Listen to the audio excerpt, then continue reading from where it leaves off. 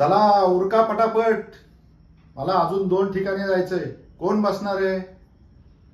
काय अहो, अशा वेळेस जास्त वाट पाहायची नसती, येतील ते.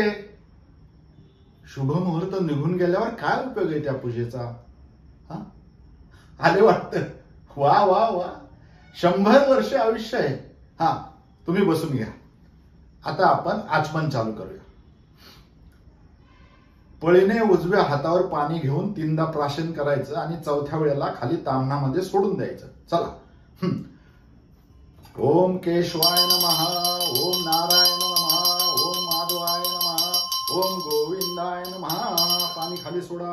हा, आता ती मूर्ती खाली ताटामध्ये ठेवा आणि आता आपण त्याला जल अभिषेक करतोय. त्याच्यानंतर आपण पंचामृताने त्याचा अभिषेक करायचा आहे. ओम केशवाय नमः, ओम माधवाय नमः, ओम नारायण नमः, ओम गोविंदाय नमः. आता मूर्ती हातात घेऊन चांगली पुसून घ्या आणि आता पंचामृत आणलंय ना, हा, आता पंचामृताने त्याचा अभिषेक करायचा.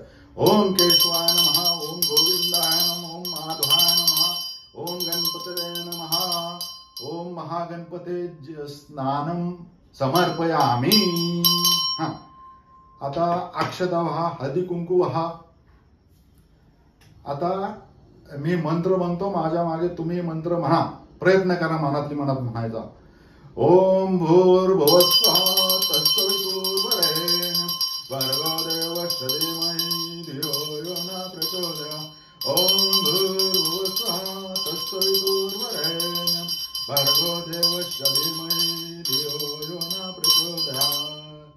आता आपण संकल्प करूयात. वक्रतुंड महाकाय सूर्यकोटि समप्रभ निर्विघ्नं कुरु देव सर्वकार्येषु सर्वदा.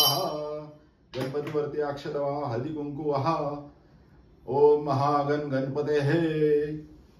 अक्षता वहा, त्याच्यावरती अलंकार म्हणून. हा, तूच का?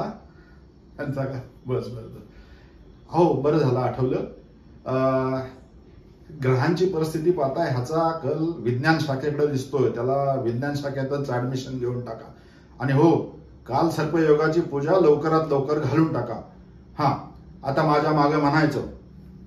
मम आत्मसमर्पण स्थल प्रात्यर्थम